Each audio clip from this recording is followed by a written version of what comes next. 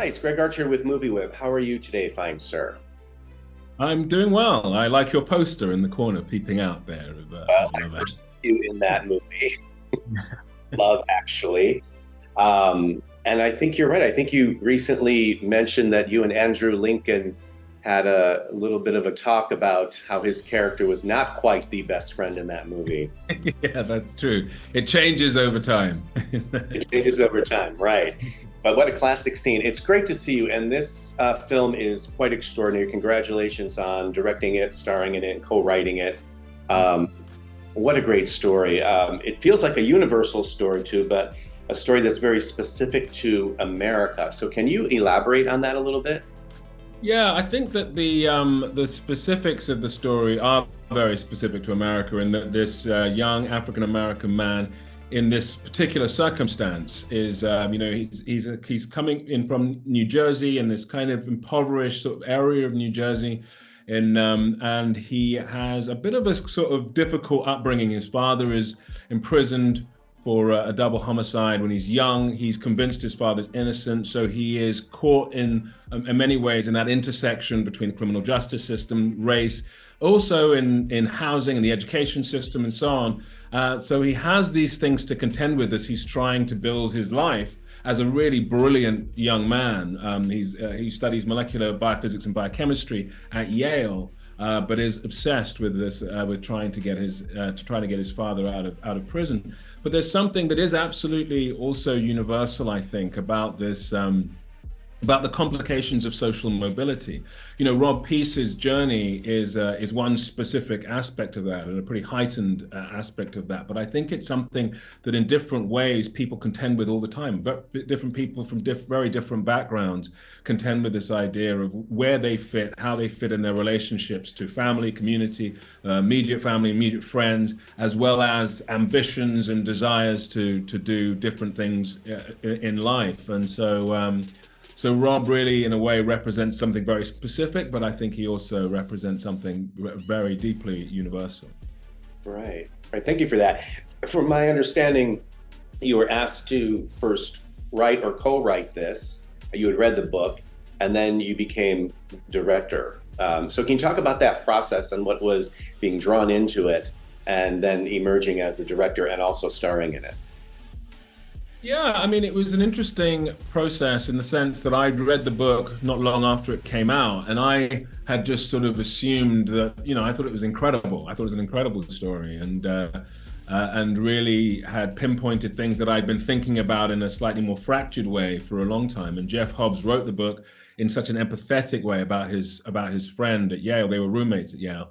And for whatever reason, I just thought the rights would have gone, or that there wasn't an opportunity to make the film at that juncture. And then a couple of years later, I was approached by Antoine Fuqua and Rebecca Hobbs about adapting the book and directing a film of it. And I obviously, I immediately jumped at the opportunity to sort of dive in. And I think it was at some point in the writing process that I felt that actually I would like to play Skeet. And it wasn't sort of an immediate thing, but actually as that process kind of developed, I thought that, I felt like he was somebody that I really sort of understood and wanted to try to explore in that way. And I'd done that before with The Boy Who Harnessed the Wind, where I'd been directing and acting. And although challenging, I just found it as a process, it's really creative and interesting.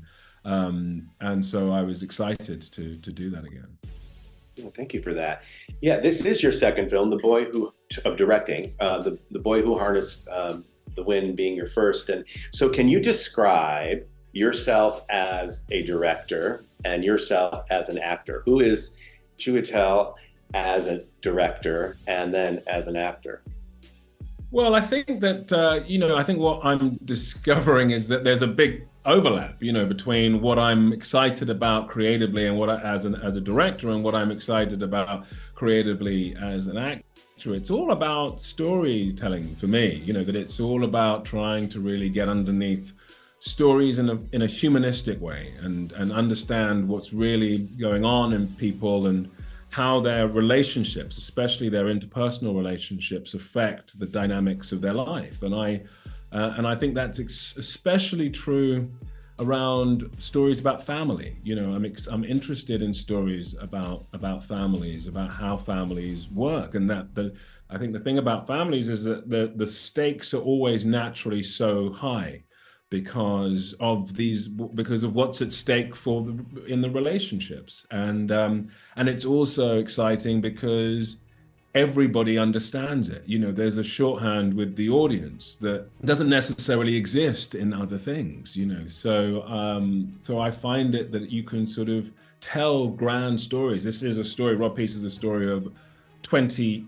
years, really, of 2 decades of a single family's experiences, the highs and lows, and you know, incredible highs and devastating lows.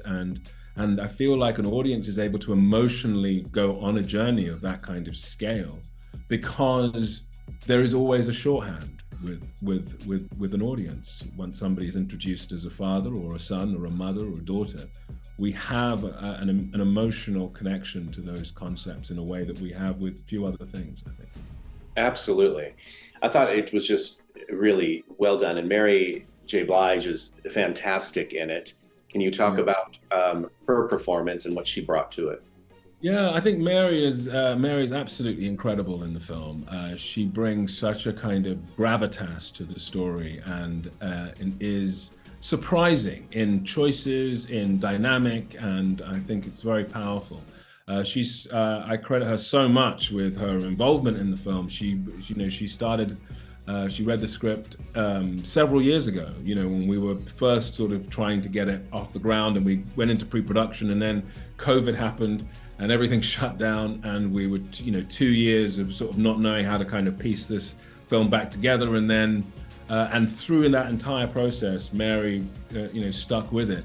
And was very incredibly supportive of the project and the process, and so it was fantastic for her to be involved in that capacity, and also an incredible performance. Love it. She's great in it. You're great in it. Everyone's really great in it. Well, one last thing, you are in Venom: The Last Dance, and there's so much buzz about that. So what do you think we'll be most surprised about with your character, which there's been some speculation that you're the villain Orwell Taylor? Well, as you probably know, there's very limited amount that I can say about this, but it's it's an incredible project, and I'm very, very excited. I think that there's something so unique and special about the Venom parts of this universe, and it's and I'm really thrilled to be joining. Would you say this is the best Venom yet? I think it's going to be an extraordinary film, and so I'm really excited for people to see it. It's a blast. Well, thank you so much for your time, and congratulations again on all this. Thank you. Thank you.